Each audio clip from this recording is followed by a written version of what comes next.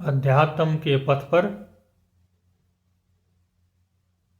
चाहे ज्ञान मार्ग हो, चाहे भक्ति मार्ग हो, चाहे निर्गुण भक्ति मार्ग हो, त्याग वैराग की बात जरूर आती है। अब वो त्याग वैराग अकेले मन के तल पर भी हो सकता है और शरीर के तल पर भी हो सकता है। अभी हम बात कर रहे हैं नेमिनाथ जी, जो कि जैन मत महावीर स्वामी की परंपरा में 22वें तीर्थंकर थे और कृष्ण भगवान के चचेरे भाई थे। और उनकी शादी होने वाली थी, उनकी मंगेतर थी, उनका नाम था राजुलमती, जो कि राजा अग्रसेन की बेटी थी, यानी कि कृष्ण भगवान के नाना की बेटी थी। तो अग्रसेन जी को तो 16 रानियां थी, ऐसा शास्त्रों में जिक्र आता है। तो वो कौन सी रानी की बेटी थी, मतलब कृष्ण भगवान की कौन सी मासी की बेटी रही होगी, ये थोड़ा लंबा मैटर हो जाता है। तो भारत भूमि पर जो त्याग वैराग की परंपरा रही है, ये परंपरा विशेषकर हिंदुस्तानी भारतीय संस्कृति में ही ज्यादा रही है। दुनिया के और देशों में जो त्याग वैराग की परंपरा है वो इतनी नहीं रही है। अब जैसे कि मुस्लिम देश हैं, मुसलमान भाई हैं, उनमें तो ये सन्यास, त्याग वैराग, ये सब चीजें उनके लोक व्यवहार में या तो दिखती नहीं है या बहुत ही कम होती हैं। जहां अविवाहित रहने की बात है, ब्रह्मचर्य पर जोर देने का जो सिलसिला रहा है, जो परंपरा रही है, वो मुख्य रूप से भारत में ही रही है। और कहीं भारत के बाहर भी जहां कहीं दिखाई देती है, उसमें कहीं ना कहीं भारत की परंपरा से प्रेरणा स्रोत के रूप में वहां स्थापित हुई है, क्योंकि उसकी प्रेरणा की जड़ें कहीं ना कहीं भारत से ही हैं। जैसे मुस्लिम सूफियों में जिन्होंने अल्लाह नाम की रटन लगाई, उन पर भी जो त्याग वैराग की परंपरा का असर है वो भारत से ही है। अगर ईसा मसीह की बात करें तो ईसाई धर्म में भी कहीं कहीं त्याग वैराग वाले, अविवाहित ब्रह्मचर्य वाले साधु सन्यासी या सिस्टर जो होती है, उनकी साधुओं को सिस्टर बोलते हैं, वो ईसाई देशों में भी कहीं कहीं पाए जाते हैं। लेकिन ये मुख्य रूप से जो है वो भारत में ही है।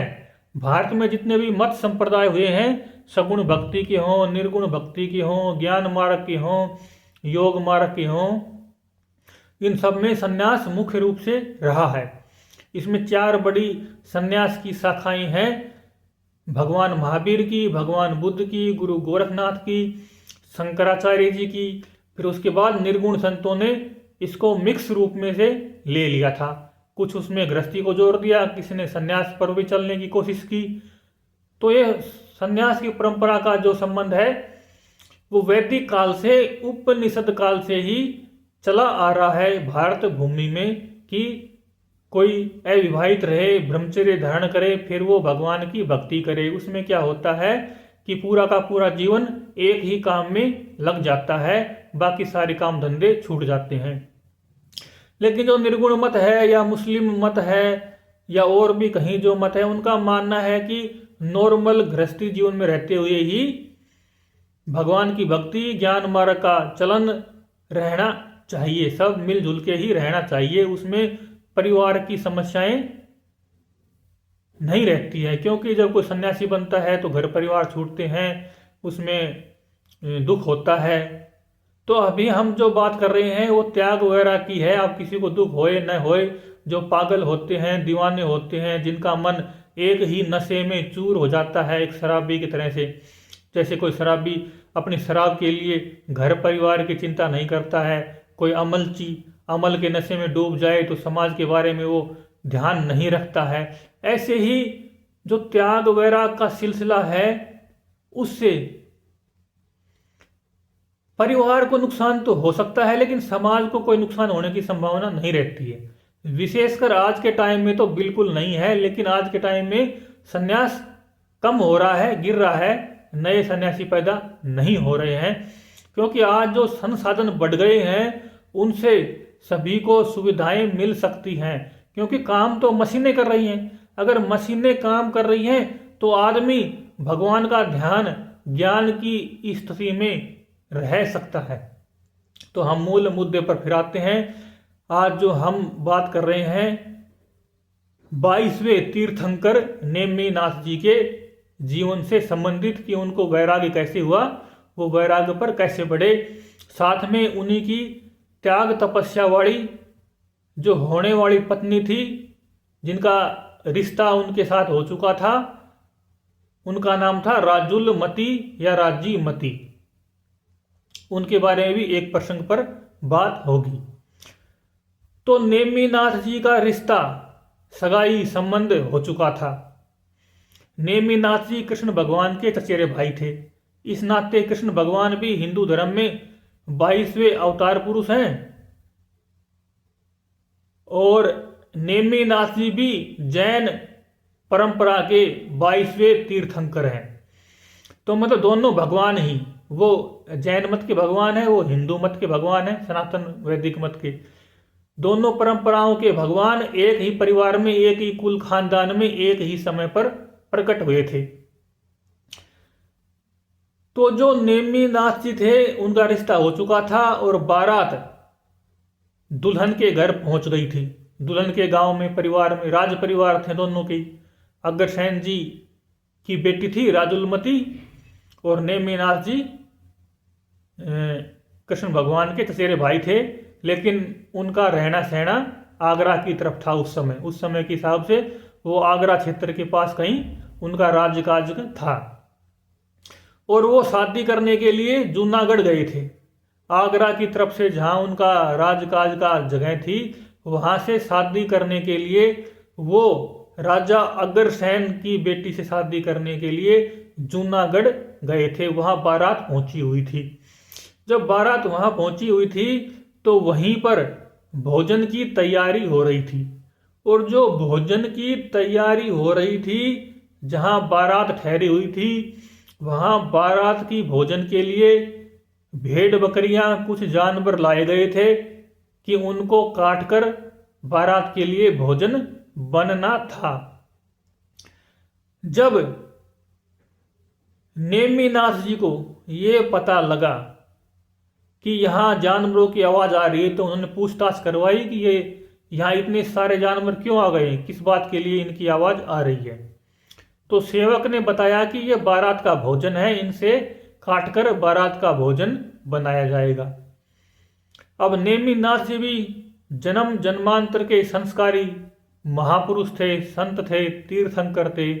तो ये घटना, ये बहाना उनके जीवन के मोड़ के लिए पर्याप्त हो गया और उनका मन उसी समय संसार से विचलित हो गया, संसार से मुड़ गया और वैराग्य की तरफ वीतराग होने के लिए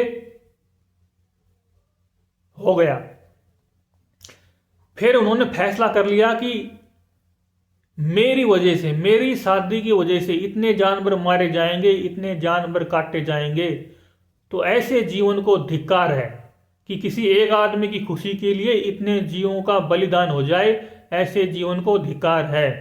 और उन्होंने उसी समय सब कुछ छोड़ छाड़ के वो वहाँ से गिरनार पर्वत पर चले गए और वहाँ पे उन्होंने दीक्षा ली और वहीं पर 52 दिन तक किसी गुफा में, 52 दिन या 56 दिन किसी गुफा में रहकर गहन ध्यान साधना की और उनको वहीं पर केवल ज्ञान हो गया।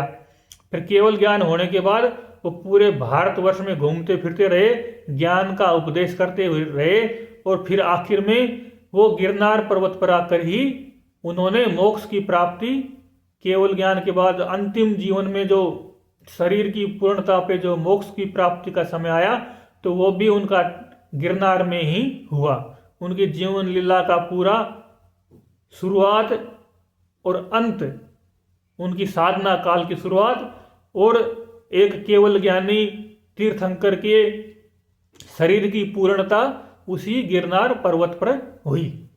तो ये तो हो गई तीर्थंकर श्री नेमिनाथ जी के जीवन प्रसंग की घटना की उन्होंने हिंसा को छोड़कर अहिंसा का मार्ग चुना और अहिंसा के मार्ग पर चलते हुए उन्होंने तीर्थंकर पदवी को प्राप्त किया और अपने समय में तीर्थंकर पदवी के रूप में केवल ज्ञानी के रूप में संसार को जगाया, चेताया, अहिंसा का उपदेश दिया, ज्ञान, ध्यान, त्याग, तपस्या का उपदेश दिया।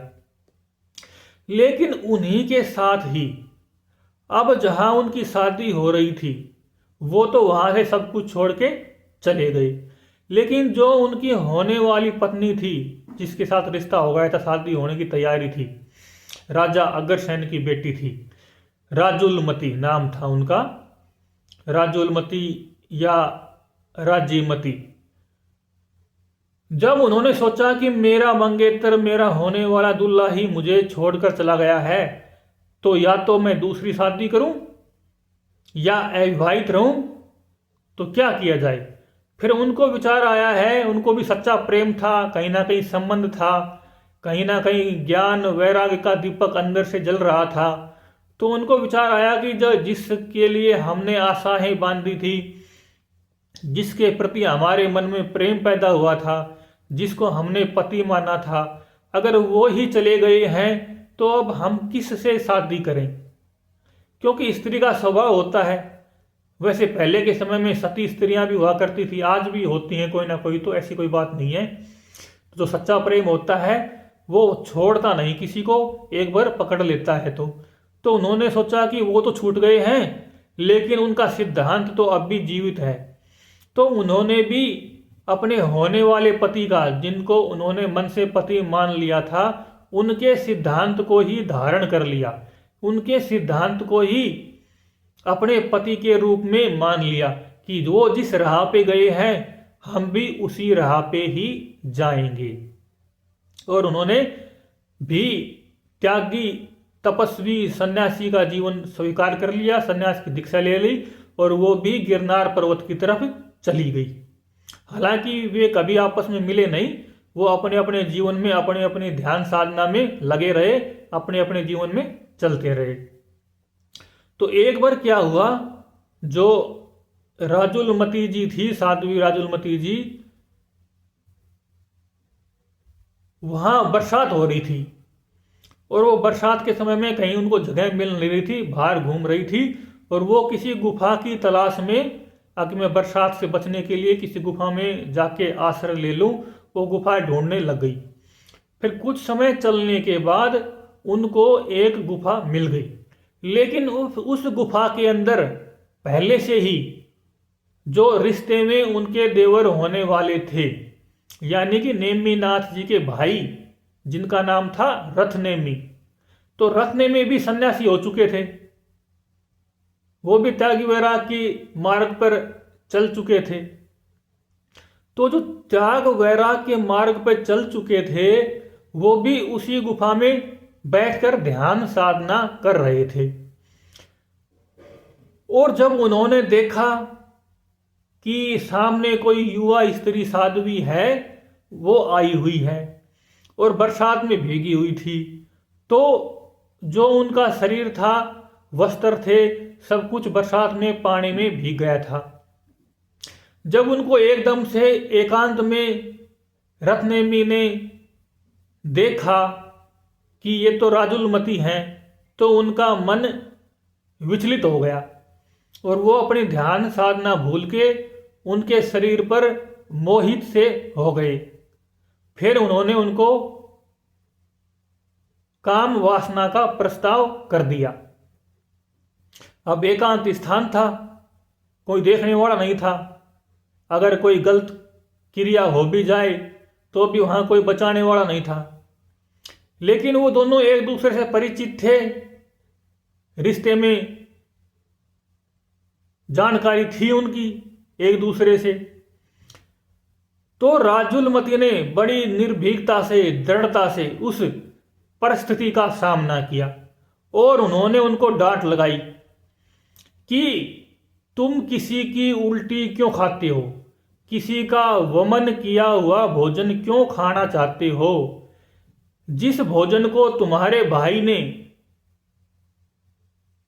त्याग दिया, छोड़ दिया, स्वीकार करने से पहले ही त्याग दिया, छोड़ दिया, तुम उस भोजन की ओर दृष्टि क्यों करते हो?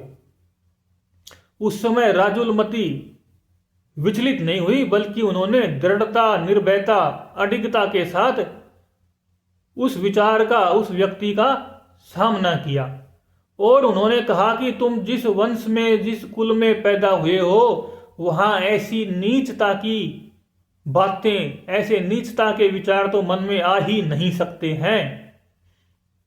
जैसे कोई उत्तम जाति का सर्प होता है, अगर वो एक बार विष को त्याग दे तो दोबारा भले ही उसके प्राण निकल जाएं, पर वो उस विष को ग्रहण दोबारा नहीं करेगा। और तुम क्या कर रहे हो? और ये जो शरीर है, ये प्रकृति का बना हुआ है, ये स्थूल पदार्थों का बना हुआ है, क्या ये सत्य है? क्या इसकी कोई उपयोगिता है? तुम जिस अमर पथ पर चल रहे हो, केवल ज्ञान के पथ पर चल रहे हो, उससे हटकर, डिगकर इस शरीर के भोगों में क्यों जा रहे हो?